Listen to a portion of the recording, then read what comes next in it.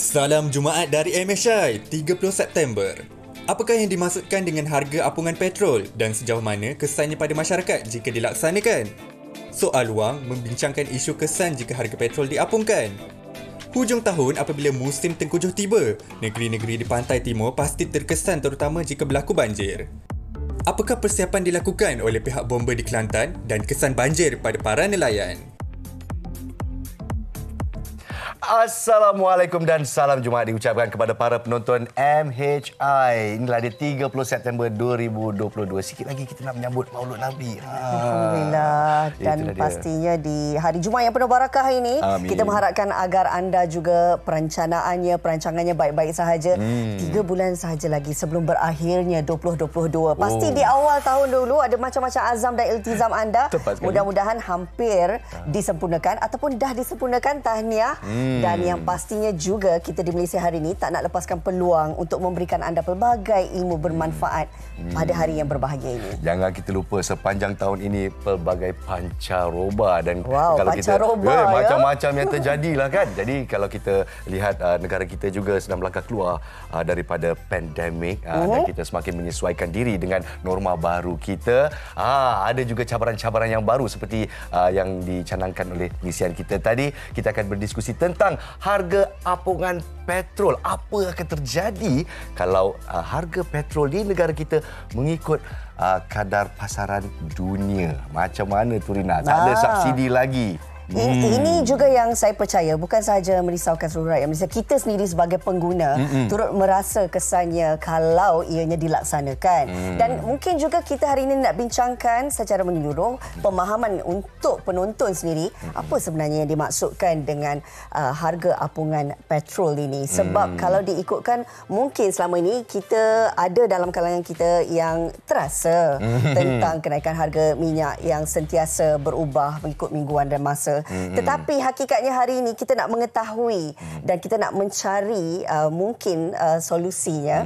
Kita nak melihat bagaimana sebenarnya adakah ia boleh membantu untuk mengurangkan kos sara hidup rakyat dan bagaimana pula terjadi dengan keadaan ekonomi di negara kita. Tepat sekali. Jadi kalau boleh kita luangkan masa bersama untuk kita berdiskusi tentang kesan harga apungan petrol buat kita rakyat Malaysia dan juga bersiap siaga musim tengkujuh pun dah nak sampai ni.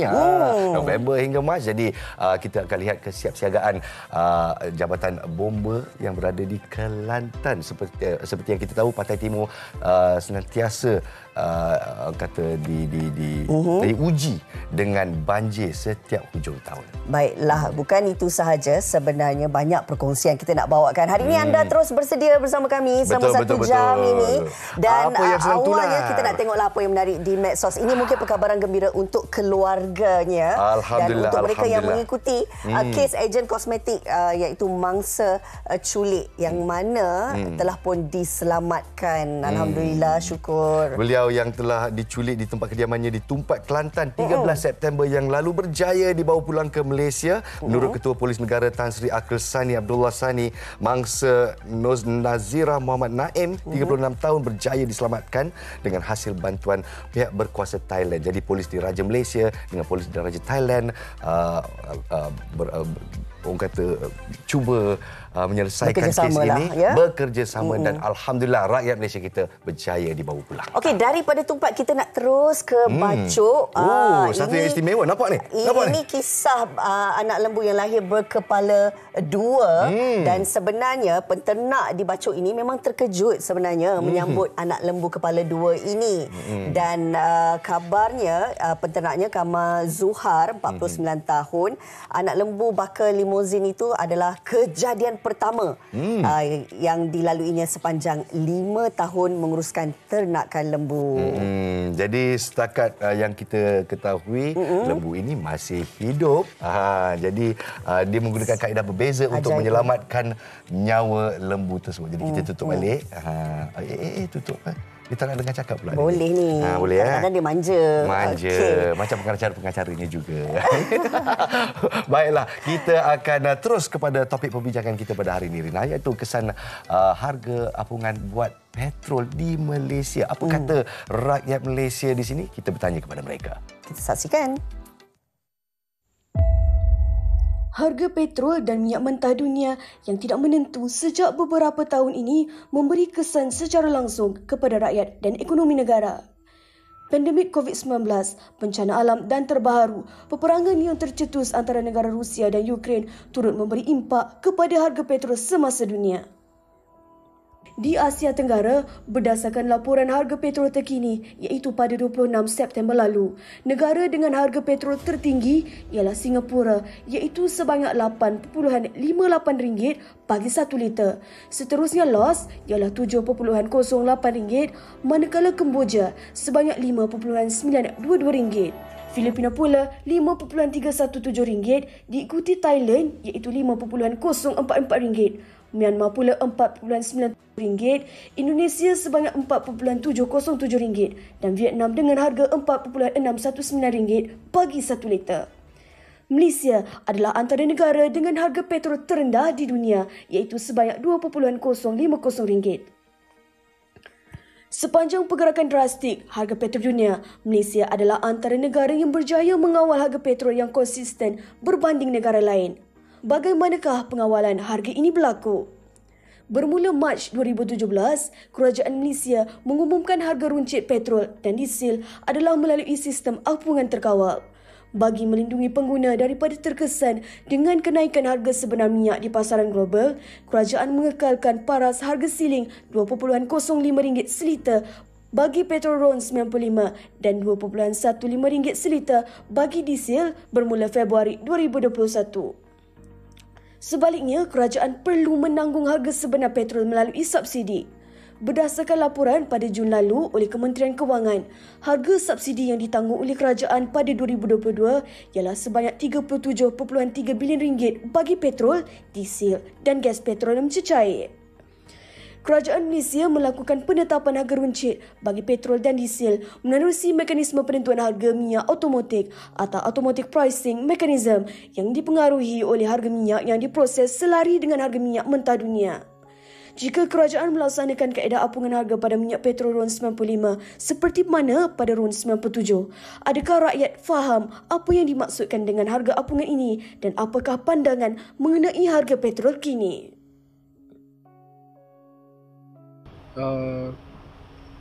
Benda tu adalah untuk kerajaan menetapkan harga siling minyak. Saya pernah dengar, maksud dia satu harga yang telah ditetapkan oleh kerajaan untuk mengelakkan daripada mana-mana pihak salah guna harga tersebut. Apungan harga ni cara kerajaan kontrol harga minyak dekat Malaysia lah. So kiranya kalau harga minyak naik satu dunia, Malaysia still dapat kontrol dia dengan harga yang berpatutan lah.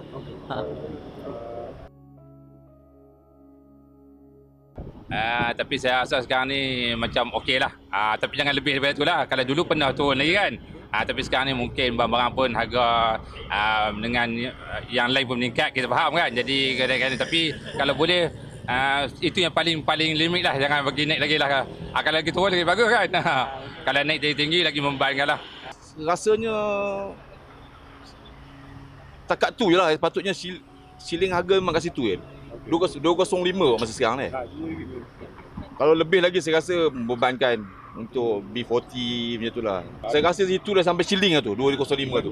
Kalau kat atas lagi tu memang lemah lah. Secara keseluruhan, masyarakat masih mampu menampung diri dengan harga petrol kini melalui subsidi yang dikeluarkan oleh pihak kerajaan. Tetapi apakah kesannya pada orang ramai jika harga petrol perlu diapungkan demi kestabilan ekonomi negara?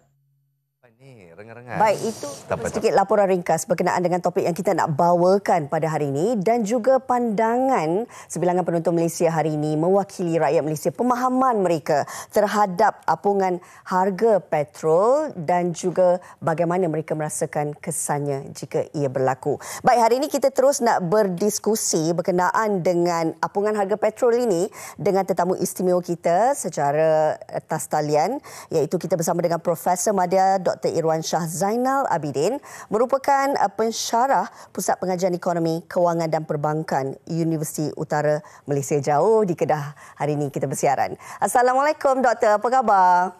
Ya, Waalaikumsalam, khabar baik.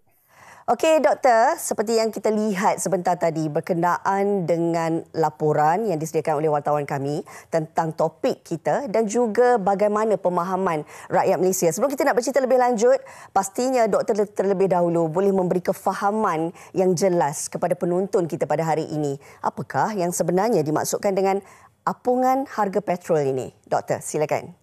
Ya, pertama sekali terima kasih kerana menjemput saya.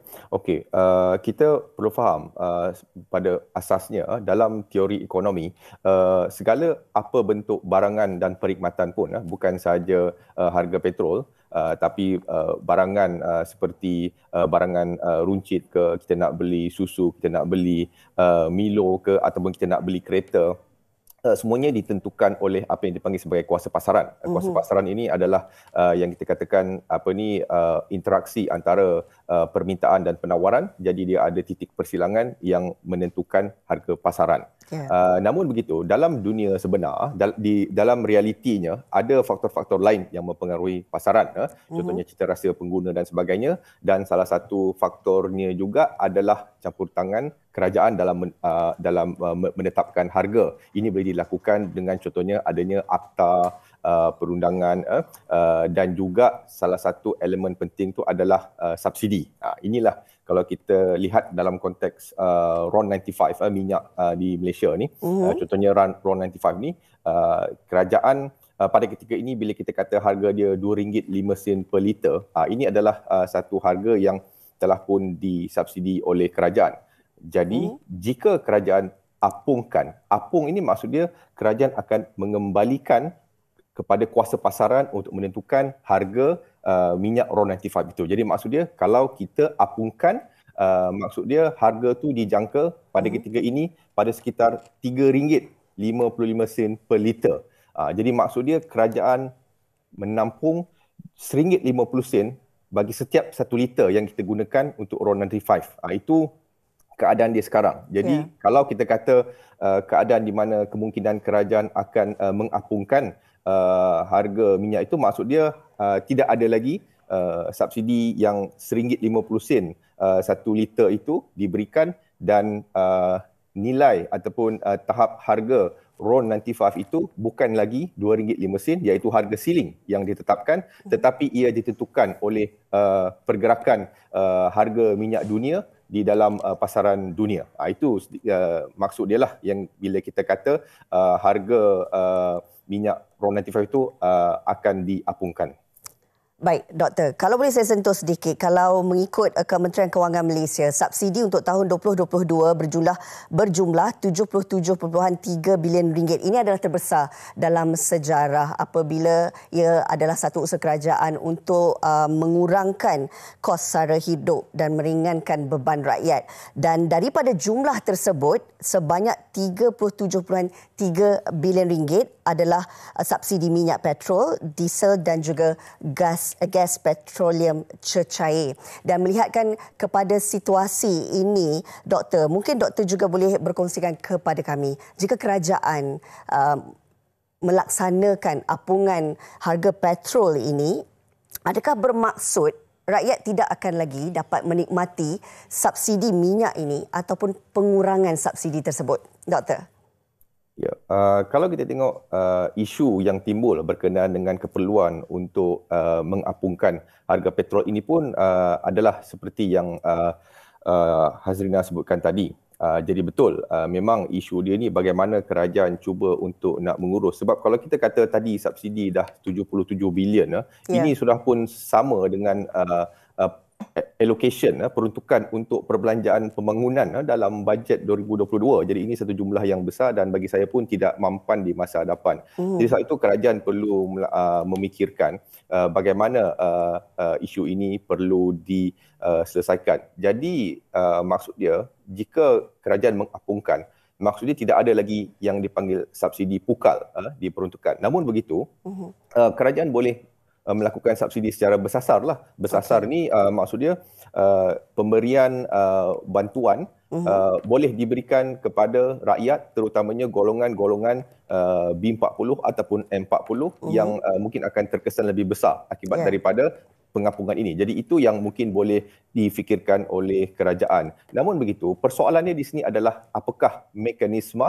ataupun kaedah terbaik untuk nak melaksanakan sistem ataupun model subsidi bersasar ini. Saya fikir ini yang sekarang menjadi perbincangan, dan mengikut laporan terkini yang saya dapati, kerajaan pada ketika ini cuba untuk melakukan sistem yang dipanggil menggunakan e-wallet ataupun e-voucher. Maksudnya apabila kerajaan melakukan subsidi bersasar ini, jadi apabila harga minyak petrol diapungkan, jadi kerajaan tidak lagi memberikan subsidi secara pukal ini, dan ada penjimatan ini terus akan diberikan bantuan kepada mereka yang memerlukan melalui e-voucher ataupun e-wallet. Tapi tidak ada perincian, belum ada lagi detail ataupun perincian berkenaan dengan mekanisme ini.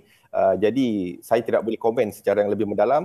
Namun begitu, saya boleh lihat juga ada beberapa isu lah. Contohnya bagaimana kalau kita nak menggunakan e-wallet, contohnya adakah mereka yang berada di luar bandar boleh mendapatkan akses kepada perkhidmatan ini, dan juga mungkin golongan-golongan yang berumur, bagaimana mereka penerimaan mereka terhadap sistem baru ini. Ini saya fikir perlu dilihat secara menyeluruh sebelum kerajaan melakukan keputusan untuk nak mengapungkan harga untuk RON 95 ini.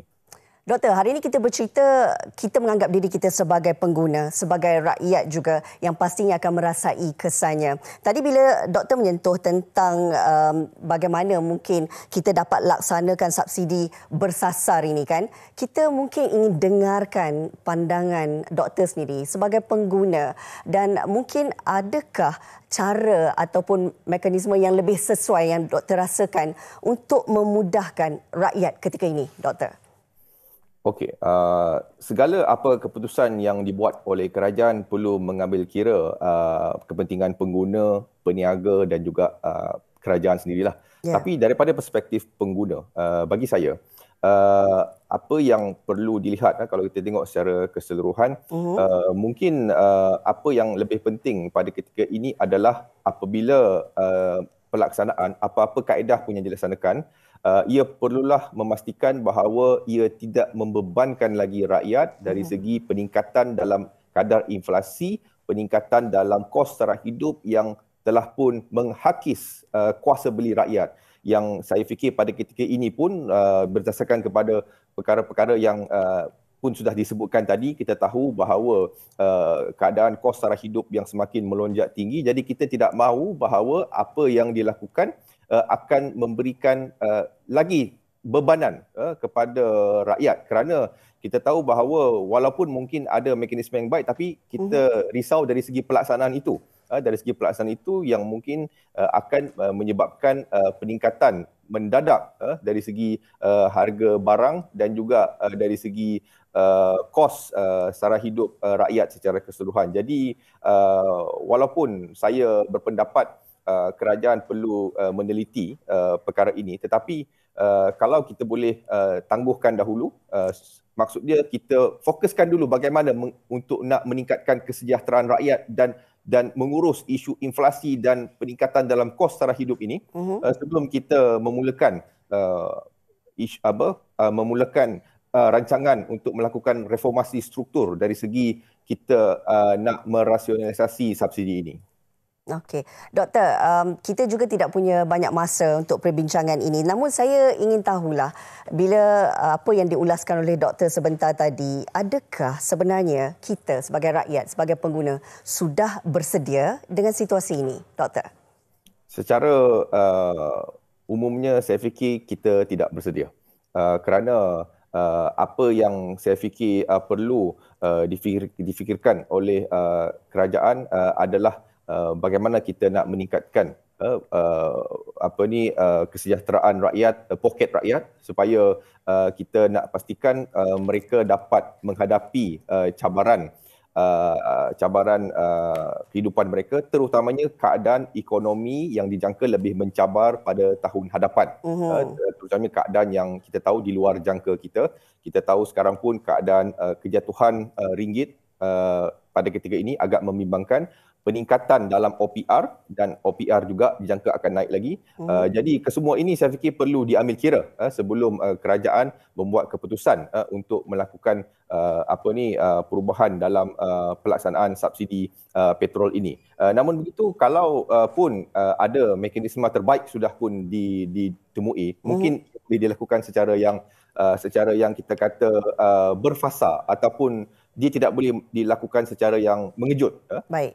Kalau kita nak hapuskan subsidi pun tak boleh dihapuskan secara mengejut. Dia perlu dilakukan secara yang beransur-ansur dengan pada masa yang sama bantuan-bantuan kepada rakyat perlu diberikan secara bersama juga. Okey, baik doktor. Tetapi sekiranya jika kerajaan melaksanakan apungan harga petrol ini, adakah doktor merasakan bahawa kerajaan sebenarnya berusaha untuk menstabilkan ekonomi negara kerana banyak lagi perkara yang perlu didepani oleh kerajaan sendiri?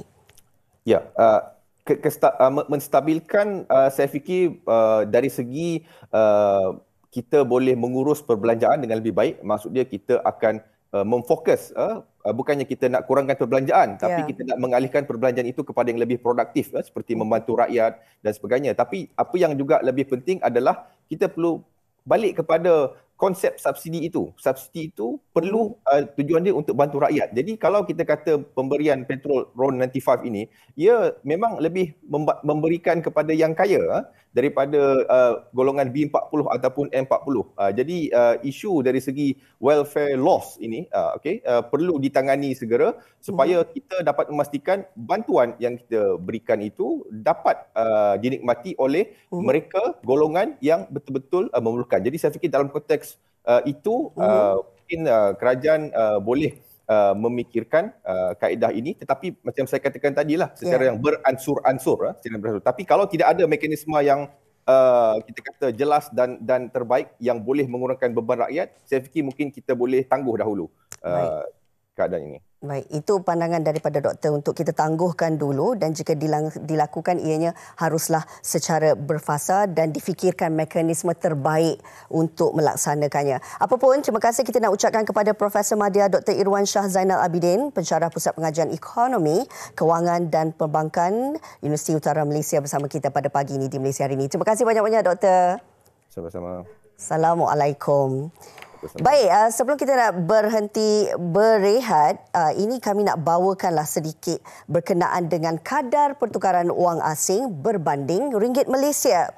Kita mulakan dengan $1 Amerika Syarikat, 1 USD bersamaan dengan RM4.63, $1 Singapura, RM3.23, RM100 Indonesia bersamaan dengan 0.03 sen, 100 baht Thai bersamaan dengan RM12.22 dan 100 won Korea bersamaan dengan 32 sen. Itu kadar pertukaran wang asing berbanding ringgit Malaysia untuk hari ini.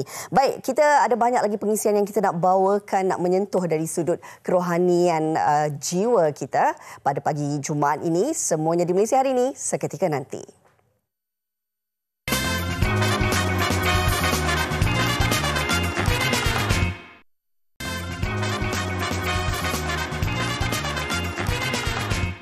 Saya berbangga dapat Terima kasih kerana masih bersama kita di MHI, dan itulah dia, kita pun nak terlajak seketika. Dan kepada anda yang baru saja bersama kita, Assalamualaikum, dan silakan mengambil tempat duduk masing-masing, dan kita akan ceritakan sikit tentang kesiapsiagaan kita untuk menghadapi musim tengkujuh sedikit masa lagi. November hingga Mac merupakan musim monsun kita, dan nampaknya Jabatan Bomba dan Penyelamat Negeri Kelantan turut bersiap siaga dari segi tenaga kerja dan juga aset tambahan kita, dan semua ini akan diceritakan selepas ini. Sementara itu, macam mana dengan perasaan anda kita bakal menyambut Maulidur Rasul pada hari Ahad ini 12 Rabiul Awal? Sudahkah anda bersedia untuk menzahirkan rasa cinta anda terhadap Rasulullah SAW? Kita saksikan bingkisan ini. Saya berbangga dapat bersama-sama membantu membina Masjid Nurul Islamiah Sungai Chio, Rawang. Infak anda bukan saja akan disalurkan untuk pembinaan semula Masjid Nurul Islamiah Sungai Chio, Rawang, tetapi infak anda juga akan disalurkan ke dana pembinaan dan pengurusan Ma'had Tahfiz Sains Fatimah Az-Zahra Gombak. Fastabiqul khairat. Itulah dia peluang untuk anda merapatkan diri kepada Allah SWT. Dan bersama kita adalah Ustaz Syed Abdul Kadir Al-Jufri untuk kita bercerita tentang menzahirkan rasa cinta terhadap Rasulullah sallallahu alaihi wasallam. Assalamualaikum Ustaz. Waalaikumsalam warahmatullahi wabarakatuh. Aduh, bila kita berjumpa di atas set ni, rasa dia lain macam sikit daripada di kaca TV kan? Alhamdulillah. Jadi di sini kita nak cerita tentang Maulidur Rasul. Kita dah pun nak menjelang Maulidur Rasul ni pada bulan Rabiul Awal. Boleh tak Ustaz kongsikan sedikit tentang peristiwa penting yang pernah berlaku pada bulan Rabiul Awal ini untuk kita menghayati? Silakan. Okey, bismillah, alhamdulillah, salatu wassalamu ala sayyidina Rasulullah wa ala alihi wasallam dan nas dan juga seluruh warga MHI yang dirahmati lagi dikasihi oleh Allah SWT sekalian. Tadi sebenarnya ada tersasul sikit tu sebab teruja saya rasa. Sebab bila disebutkan hari Ahad ni Maulidur Rasul kan, sebenarnya Ahad minggu depan. Ahad minggu depan. Jadi itu menunjukkan keterujaan tu. Rasa macam betul. Saya lebih pada bersiap-siaga. Ya, bersiap-siaga kita tu. Memang tak sabar-sabar nak jumpa Maulidur Rasul kan. Tapi alhamdulillah itu satu petanda yang baik insya-Allah kan. Bahawasanya kita memang betul-betul kita nak rasa gembira dengan kedatangan 12 Rabiul Awal itu. Sebenarnya kalau kita perhatikan dalam sejarah Islam, memang ada beberapa perkara yang berlaku pada bulan Rabiul Awal yang besar-besar. Yang kecil-kecil lagi banyaklah, tapi yang besar-besar ada 3 perkara paling memberi impak kepada umat Islam. Pertamanya adalah kelahiran Nabi sallallahu alaihi wasallam, itulah bulan yang kita sambut kelahiran baginda. Yang kedua adalah hijrah baginda. Baginda hijrah pun pada bulan Rabiul Awal juga. Walaupun kita selalu sambut pada bulan Muharram tu kan. Bulan Muharram tu sebab dia permulaan tahun. Betul. Tapi berlakunya hijrah tu sendiri adalah pada bulan Rabiul Awal. Dan Nabi SAW sampai di Madinah pada 12 Rabiul Awal juga. Kemudiannya peristiwa yang ketiga adalah peristiwa kewafatan baginda. Baginda wafat juga pada 12 Rabiul Awal. Jadi maknanya perkara-perkara besar ni 3 perkara yang paling memberi impak kepada sejarah Islam kan. Dan yang paling utama dan paling menggembirakan kita tentulah kelahiran baginda Nabi SAW. Sebab kita sambut dan kita nak tunjukkan betul-betul aku memang sayang pada Nabi SAW. Jadi kita sambut kan. Kalau kita punya birthday pun kita sambut. Kalau orang lupa birthday kita pun mahu berajuk kadang. Jadi ini kan pula kelahiran kekasih agung kita Nabi Muhammad sallallahu alaihi wasallam. Tepat sekali. Jadi untuk anda yang juga sedang teruja, kita nak bertanya kepada Ustaz, apakah tanda-tanda mahabbah atau kecintaan kita kepada Nabi Muhammad sallallahu alaihi wasallam? Macam mana kita nak zahirkan? Betul. Kalau dengan pasangan kita mungkin kita boleh sebut I love you ke kan. Kalau boleh bagi hadiah kan, boleh tunjukkan tanggungjawab kita kan sebagai seorang ayah pada anak-anak yang kita sayang, kita tunjukkan tanggungjawab kita. Tapi pada Nabi sallallahu alaihi wasallam ni macam mana nak tunjuk? Macam nak tunjuk, nak cakap ke nak apa kan. Jadi ada beberapa tanda kecintaan seseorang itu pada Nabi SAW. Secara umumnya kita boleh letakkan satu kaedah, iaitu kalau kita sayang pada seorang, kita lagi suka nak bersetuju dengan dia banding dengan kita bercangkah dengan dia. Betul tak? Kalau kita bersisih memang tak best. Betul. Dengan orang yang kita sayang. Kalau kita bersisih dengan orang yang kita tak sayang tu, mungkin kita tak rasa apa sangat. Kan dekat tepi jalan kita pun tak kenal kan. Tiba-tiba je masuk lane ke masuk tu kan. Sekejap je lah kita rasa sakit, lepas tu dah lupa dah kan. Tapi kalau bersisih dengan orang yang kita sayang, sakit. Berpanjangan kan. Jadi sekarang ni dengan Nabi SAW pun macam tu juga. Kalau betul kita sayang pada Nabi SAW, salah satu tanda dia adalah kita lebih suka setuju dengan apa yang Nabi sebut dan kita tinggalkan apa yang Nabi tak suka. Kan? Itu tanda kita betul-betul sayang pada Nabi SAW. Macam tu jugalah kalau kita tengok para sahabat, para ulama, diorang kalau sebut nama Nabi je pun ada getaran dalam jiwa. Tepat. Kalau Nas ingat waktu dulu bertunang, pernah bertunang kan?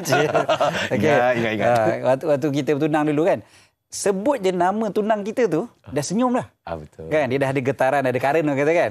Baru sebut nama je, belum tengok muka.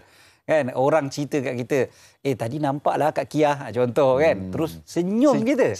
Sejuk hati dengar kan. Baru sebut nama, baru disebutkan nama pun kita dah seronok.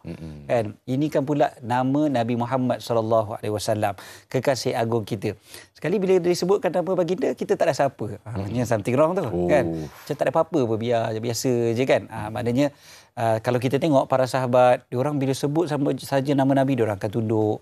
Kan, antaranya berselawat kan, bila sebut saja nama baginda akan terus lidah tu automatik keluar sallallahu alaihi wasallam kan, terus selawat macam tu. Dan hari Jumaat ni lebih-lebih lagi kita diajar untuk banyakkan berselawat pada baginda. Hari Jumaat adalah penghulu segala hari, jadi kita muliakan penghulu kepada segala makhluk, iaitu Nabi SAW. Dan selain daripada tu, tanda kita cinta pada Nabi, kita ikutlah apa yang Nabi suka kan. Banyak benda kan, akhlak Nabi kan, akhlak Nabi ni terlalu banyak. Nabi kalau orang duduk dengan Nabi, orang akan senang. Kan? Orang akan rasa selesa. Orang bukan rasa nak jauh kan. Tak ada, orang rasa selesa. Dan di sini juga, kalau hari jadi saya lebih suka memberi daripada menerima. Itulah dia pensahiran cinta. Betul Ustaz? Nabi SAW seorang yang sangat pemurah. Contohnya. Jadi kita tahu, Nabi pemurah. Aku pun nak jadi pemurah macam Nabi. Macam kita kalau bapak kita suka ikut apa yang sifat yang bapak kita buat contohnya. Yang baik-baik. Nabi SAW lebih lagi. Nabi seorang yang pemurah. Maka kita pun jadi orang yang pemurah. Kita pun nak banyak bersedekah. Macam gambar dekat skrin TV kita. Kita ada Masjid Nurul Islamiah Sungai Corawang. Masjid yang memerlukan sangat pembinaan semula, pembinaan baru. Jemaahnya memang dah tak muat lah, tak cukup dah tempat semayang kat dalam tu, dah melimpah-limpah dah. Kemudiannya dengan keadaan fizikal masjid tu pun dah agak uzur. Jadi memang kita perlu bantu. Jadi sekarang ni bila kita nak mencintai Nabi SAW, kita gunakan apa sahaja yang kita mampu, kan? Salah satunya adalah kewangan. Kalau kita ada duit, tak kiralah berapa banyak perkiraan kita ada, kita sumbangkan. Jadi Pertubuhan Mihrab telah dilantik oleh pihak Masjid Nurul Islamiah Sungai Corawang ni untuk mengumpulkan dana untuk mereka. Kan memang kita kumpulkan seberapa banyak yang kita mampu. Kita nak kumpul setakat ni 12 juta ringgit untuk membina semula Masjid Nurul Islamiah Sungai Corawang ni. Dan selain daripada masjid, kita juga membina aset-aset Islam dengan ada tahfiz yang kita bina, yang kita bantu untuk membina, antaranya adalah Mak Tahfiz Sains Fatimah Zahra di Gombak. Dan kempen untuk masjid dan tahfiz ni terus berjalan. Jadi jangan risau, maknanya terus je. Jadi inilah dia platform-platform atau pelantar di mana anda boleh menyumbangkan infak anda. Semuanya terima kasih di atas Pertubuhan Mihrab, di atas usaha mereka untuk membangunkan masjid dan juga tahfiz ini. Terima kasih diucapkan kepada Ustaz Syed Abdul Kadir Ar-Jufri yang merupakan duta kepada Pertubuhan Mihrab. Selamat menyambut Maulidul Rasul. Kalau kita dapat berjumpa ya. Assalamualaikum Ustaz. Assalamualaikum. Waduh, harumnya. Baunya pun harum. Baiklah, kita akan berehat seketika dan kembali bersama dengan Rena Hazrina. Apakah pengesian kita? Semuanya selepas ini. Saya berbangga dapat bersama-sama membantu membina Masjid Nurul Islamiah Sungai Corawang. Infak anda bukan saja akan disalurkan untuk pembinaan semula Masjid Nurul Islamiah Sungai Corawang, tetapi infak anda juga akan disalurkan ke dana pembinaan dan pengurusan Ma'had Tahfiz Sains Fatimah Az-Zahra Gombak. Fastabiqul khairat.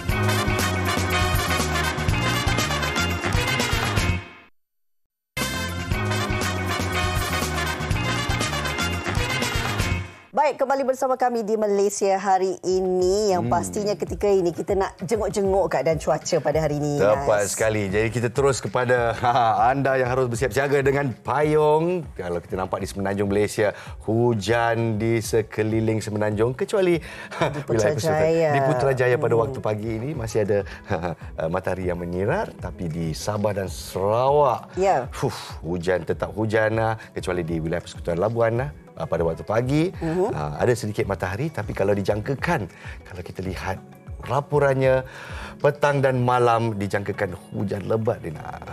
Dan kalau kita lihat keadaan Semenanjung petang nanti, boleh dikatakan seluruh Semenanjung mengalami ribut petir dan juga hujan, termasuklah di Sabah dan juga di Sarawak.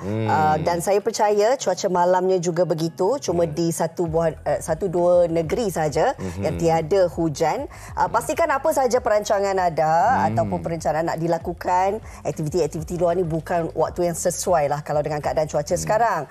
Ditambah pula hampir kepada musim tengkujuh ni, kita nak melihatlah juga kesiapsiagaan Jabatan Bomba dan Penyelamat sebenarnya bagaimana untuk mereka bersiap siaga di Pantai Timur, terutamanya di Kelantan. Kita saksikan bingkisan ini.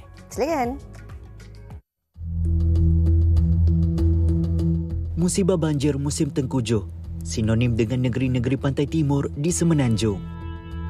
Setiap kali hujung tahun, angin monsun timur laut membawa hujan lebat yang dijangka melanda negeri Kelantan, Terengganu dan Pahang. Akibatnya, air sungai melimpah dan membanjiri kawasan rendah. Selain kemusnahan harta benda, bencana alam ini turut meninggalkan kesan trauma kepada bangsa banjir, terutama jika membabitkan kehilangan anggota keluarga. Menurut ramalan Jabatan Meteorologi Met Malaysia, negara mungkin berhadapan dengan hujan lebat berterusan pada pertengahan November yang boleh menyebabkan banjir besar berlaku. Enggan insiden Bah 2014 berulang kembali. penduduk di kawasan Pengkalan Cepa, Kelantan mula membuat persiapan terhadap kemungkinan banjir pada musim tengkujuh. Hampir 2 dekad bekerja sebagai nelayan, Azmi Cik Mat menyifatkan musibah banjir perkara biasa yang perlu dihadapi dengan reda sejak dahulu lagi. Punca pendapatannya bergantung kepada hasil tangkapan di laut. Tetapi dia tidak sanggup menggadai nyawa bertarung dengan angin kencang dan laut bergelora yang boleh membawa padah kepadanya. Kebiasaan lah untuk musim tengkujuh ni. Macam-macam buk kita ni mungkin tengah-tengah bulan sebelah ni kita akan buat naik ke darat. Tak boleh buat kerja dah. Membaharukan balik, repair buka ni untuk tahun hadapan ni. Untuk rutin makan tu agak ke bantu sara hidup lah. Ada boleh dapat menampung lah sikit-sikit. Nasib yang sama turut menimpa Muhammad Ibrahim, 52 tahun. Bukan saja hilang punca pendapatan, Muhammad turut diuji dengan rumah bocor setiap kali hujan lebat. Demi menyara keluarga, dia terpaksa mengambil upah melakukan kerja kampung sebagai pendapatan sampingan. Berbekalkan pengalaman hampir 10 tahun sebagai nelayan, anak jati Kelantan ini turut mencari ikan dan ketam di kawasan sungai sekiranya tidak dapat turun ke laut. Kalau musim tengkujuh tu teruk sikitlah ekonomi saya ni. Pasal saya ada anak-anak sikit lah. Jadi saya terpaksa cari kerja lain lah. Gitulah. Terkerja sampingnya macam kotik-kotik kelapa apa untuk jual gitulah. Bolehlah awak makan anak-anak tu. Jadi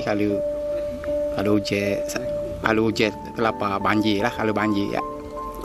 Jadi kita pun buat persiapan untuk umur lah apalah. Jadi banyak masalah lah. Umur tirih ke apa pun akan berlaku. Gitulah kalau musim banjir kan.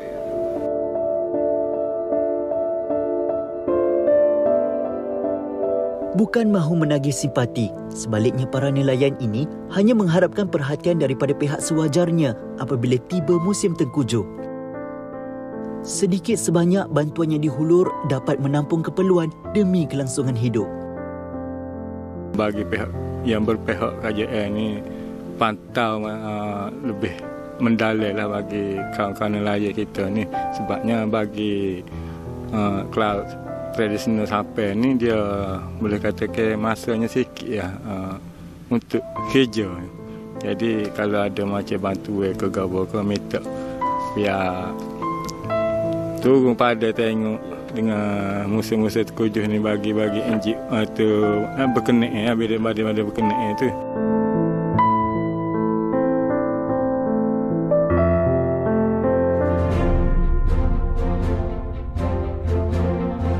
Sebanyak 595 kawasan titik panas seperti Rantau Panjang, Pasir Mas, Tumpat dan Gua Musang berada dalam pemantauan kerana berisiko untuk dilanda bah.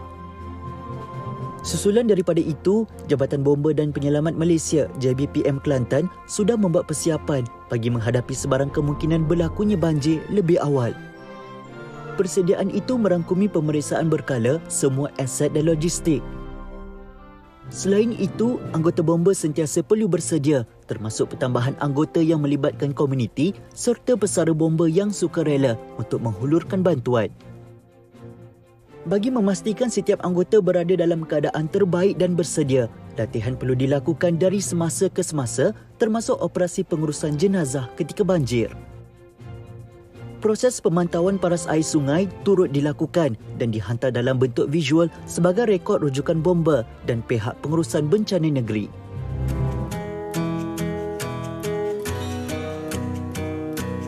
Manusia hanya mampu merancang, namun ketentuan milik Yang Maha Esa. Ujian banjir yang menimpa penduduk Pantai Timur langsung tidak mematahkan semangat mereka. Sebaliknya, persediaan yang lebih rapi perlu sentiasa dilakukan oleh semua pihak untuk menghadapi dugaan itu.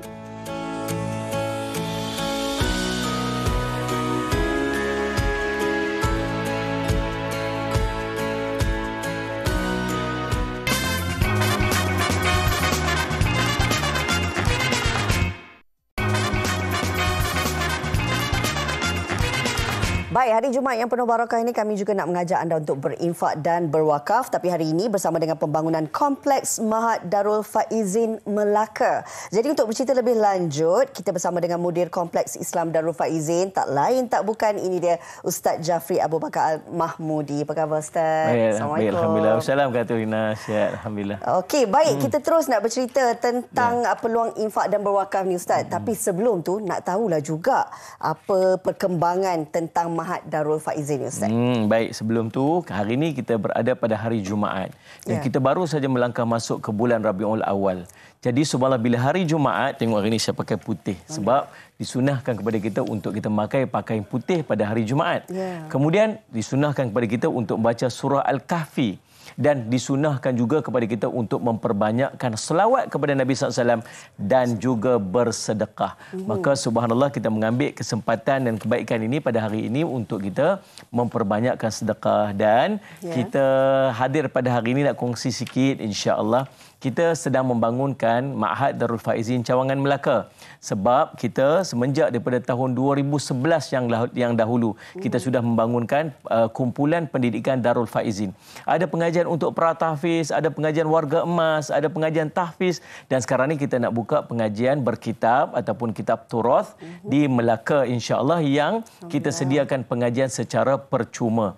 Jadi insya-Allah tuan-tuan, Allah SWT kita nak jemput pada hari ini bersama-sama dengan kita untuk kita bangunkan Mahat Darul Faizin Cawangan Melaka ini sebagai kesinambungan daripada kumpulan pendidikan yang kita bangunkan di Kedah, di Perlis dan juga di Melaka ni, insya-Allah. Kalau kita lihat Ustaz ni tentang kerja-kerja pembangunan yang masih lagi dilaksanakan kan, mungkin dari segi perkembangannya dan juga sumbangan yang boleh disalurkan oleh orang ramai. Baik, saya nak ambil kesempatan ini untuk ucapkan terima kasih sangat-sangat sebanyak-banyaknya kepada semua yang telah berinfak, yang telah membantu kami bersama dengan kami semenjak daripada awal dalam kita sama-sama membangunkan Mahat Darul Faizin Cawangan Melaka ini. Bahkan sebelumnya juga bersama-sama dengan kami subhanallah membangunkan Kompleks Islam Darul Faizin yang ramai orang telah mengambil manfaat daripadanya, insya-Allah. Saya teringat ada satu kisah, Rina, Ustaz Ismail. Dia ada ayah dia ada satu jam yang berusia 200 tahun. Kemudian bagi dekat anak dia, anak kamu pergi dekat kedai mamak tu, pergi tunjuk dekat dia berapa dia nak beli jam ni. Dia pun bawa, dia kata RM5 je ayah. Bawa pergi kat pasar jual market, jual ikan tu. Berapa ringgit ni? RM5 je ayah. Cuba kau bawa pergi museum. Dia tawarkan hampir RM1 juta. Sebab apa? Sebab nilai itu bergantung kepada tempat mana yang sesuai dinilaikan perkara tersebut. Sama juga dengan harta yang kita punya. Harta kita punya kalau kita letak pada tempat yang sesuai, maka dia sangat bernilai di sisi Allah, bukan sekadar dunia, bahkan di akhirat. Ada orang dengan hartanya habis dekat dunia dah saja. Dan habis sebagai Ustaz Semat ni, kita minta maaf sebut kadang dia keluarkan, dia buang macam tu saja dalam keadaan Ustaz Semat tidak memberi manfaat apa-apa. Yang nak kita jadikan harta kita ni adalah harta yang bernilai dan akan membantu kita di dunia, bahkan nanti akan membantu kita di akhirat. Alhamdulillah, semenjak daripada bersama dengan kita bangunkan Mahat Darul Faizin ini, kita telah pun mencecah 70% pembangunan untuk fasa yang pertama, iaitu bangunan masjid Salih Muhammad dan juga bangunan asrama pelajar. Ada lagi 2 blok bangunan yang masih belum kita laksanakan, iaitu rumah warga emas dan juga Allahumma salli ala Muhammad, rumah guru dan kaki tangan. Alhamdulillah. Itulah tuan-tuan hasil daripada sumbangan yang tuan-tuan telah berikan sebelum daripada ini, insya-Allah. Alhamdulillah. Bila menyentuh tentang memberi sumbangan dan juga berinfak ni, Ustaz mungkin boleh kongsikanlah kepada penonton kita tentang kebaikan berinfak, terutamanya apabila kita nak bangunkan kompleks tahfiz dan juga masjid ini. Ya Allah Rabbi, tuan-tuan, Allahumma salli ala Muhammad, inilah yang kami nak sangat-sangat. Saya ni Allahumma salli ala Muhammad, guru saya yang encourage saya untuk bangunkan madrasah. Sebab dia kata, Jafri, buka dalam madrasah, kadang-kadang bukan kita nak mengajar, tetapi nak menumpang keberkatan orang menuntut ilmu. Mudah-mudahan nanti satu hari dia akan jadi alim ulama, menyampaikan ilmu kepada masyarakat dan kita tumpang ganjaran pahala dia. Yang kita nak bangunkan ini bukan sekadar sekolah, tetapi pusat komuniti agama kepada masyarakat. Satu syiar yang nak kita bangunkan di Tanjung Minyak Melaka ini. Sebab kompleks yang nak kita bangunkan ini, dia ada masjid, dia ada asrama pelajar, dia ada rumah warga emas, dia juga ada rumah guru dan kaki tangan, dan dia berfungsi sebagai pusat penyebaran ilmu. Nanti bukan sekadar dimanfaatkan oleh para pelajar yang belajar di situ, bahkan seluruh daripada masyarakat yang duduk di sekitar itu juga akan turut mengambil manfaat daripada pusat pengajian yang kita bangunkan ini, sebagaimana model yang telah kita bangunkan di Bandar Baharu Kedah. Tuan-tuan yang dirahmati oleh Allah sekalian, Nabi SAW menyebutkan tentang apabila mati saja anak Adam, maka terputus segala amalannya kecuali 3 perkara.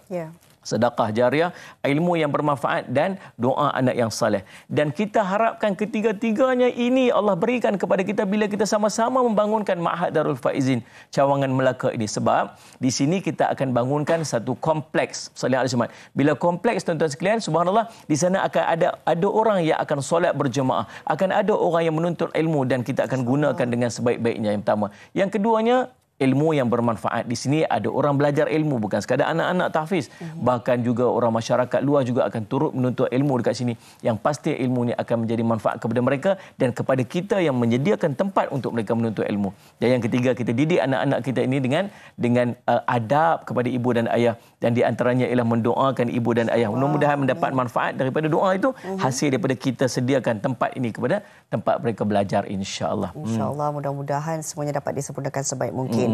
Pesanan terakhir Ustaz untuk mereka semua. InsyaAllah tuan-tuan, fastabiqul khairat, hari ini Jumaat. Waktu Jumaat, bulan pada waktu pagi. Bulan Rabiul Awal pula, subhanallah tuan-tuan sekalian. Ini waktu yang paling baik untuk tuan-tuan infak. Jangan bertangguh, fastabiqul khairat. Bersegeralah untuk melakukan kebaikan. Itu perintah daripada Allah SWT. Dan tuan-tuan, ada hadiah yang nak kami berikan sebagai penghargaan kepada tuan-tuan yang berinfak lebih daripada RM100. Ada buku yang kita akan hadiahkan kepada tuan-tuan. Ada nombor yang tertera, tuan-tuan nanti mesej kepada nombor tersebut, tunjukkan bukti wakaf tuan-tuan. Kita akan hadiahkan, kita akan postkan buku ini kepada tuan-tuan. Bukan sekadar buku, ada juga perkara-perkara lain yang akan kita hadiahkan mengikut pada kesesuaian. Dan yang bawah 100 pun jangan risau, ada e-book yang akan kita berikan, insya-Allah, sebagai penghargaan. Bukan ada apa-apa pun nilai dia. Yang pastinya Allah akan memberikan kebaikan-kebaikan kepada tuan-tuan di dunia hingga di akhirat, insya-Allah. Itu doa kami kepada tuan-tuan, insya-Allah. Baik, terima kasih Ustaz banyak-banyak kerana bersama kami di Malaysia hari ini berkongsi tentang manfaat untuk bersedekah ini. Apa yang boleh kita dapat apatah lagi di hari Jumaat ini. Betul. Pastinya bersegeralah untuk bersedekah. Terima kasih Ustaz. Sama-sama Ina. Baik, kita terus nak bersama dengan rakan tugas saya Nas. Ada perkongsian katanya. Silakan Nas. Perkongsian saya tidaklah seberat perkongsian anda, Rina. Tapi di sini, kita pun dah sampai di hujung minggu. Jadi kita sarankan seramkanlah hujung minggu anda dengan aktiviti paranormal dengan rancangan Detik 12 Malam, di mana individu-individu serta selebriti terkenal akan berkongsikan pengalaman mereka bersama pemburu hantu yang tidak asing lagi, Saiful Azmi Jamsari, pada jam 11.30 malam ini. Inilah masanya untuk anda mengintai dimensi gaib. Takut tak? Rina, awak comel sangat. Saya nak takut pun susah macam tu. Jadi, okey, yang ni memang antara program yang mungkin saya sendiri rasa tak berani nak tengok seorang. Tak berani tengok seorang, Tak berani. Mana tahu kalau tengok seorang, okey, awak WhatsApp call saya lah. Jadi kita boleh kongsi sesama, lepas tu kita boleh kongsikan keselamat. Bervideo call lah tengok sesama. Begitu. Tapi sekarang kita akan berkongsi tentang apa yang sedang dipaparkan di akhbar-akhbar kita. Kita mulakan dengan berita harian. Macam saya kongsikan 2 hari lepas ya. Kini 20,000 pemohon UPU gagal masuk universiti. Jadi apa yang kita dapati di sini, Kementerian Pengajian Tinggi menjelaskan tempat yang terhad serta persaingannya sengit menyebabkan lebih 20,000 permohonan tidak mendapat tempat di universiti awam. Jadi persoalan di sini, kita tak cukup universiti ke, atau mungkin kita harus sarankan anak-anak muda kita untuk cuba kualifikasi yang lain seperti vocational dan teknikal dan sebagainya. Dan pastinya ini juga menjadi kebimbanganlah dalam kalangan pelajar-pelajar kan, apabila mereka sendiri sudah bersedia untuk membina masa depan, tapi ini pula yang terjadinya. Baik, kita nak kongsikan satu lagi di harian Metro.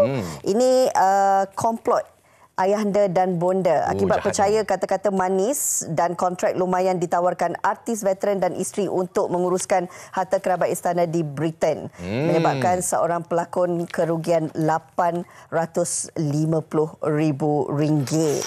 Tak sangka. Banyak tu. Banyak tu. Tak sangka artis veteran pula tu pun sanggup menjadi scammer kepada artis yang lain. Ni macam-macam. Jadi itulah dia pengisian kita untuk hari ini. Pada hari esok pula kita terus apalah. Tengok topik esok. MHI hari Sabtu sentiasanya ceria membawa kepelbagaian himpunan nasi sebagai sarapan pagi. Kita kat Malaysia ni memang beruntung. Macam-macam nasi kita boleh makan. Nasi lemak, nasi ambeng, nasi dagang, nasi kerabu, nasi gulai kawah. Esok menanti anda. Jadi, salam Jumaat daripada saya, Naz Rahman. Saya Hazrina Kasim. Selamat pagi. Bye. Assalamualaikum. Assalamualaikum.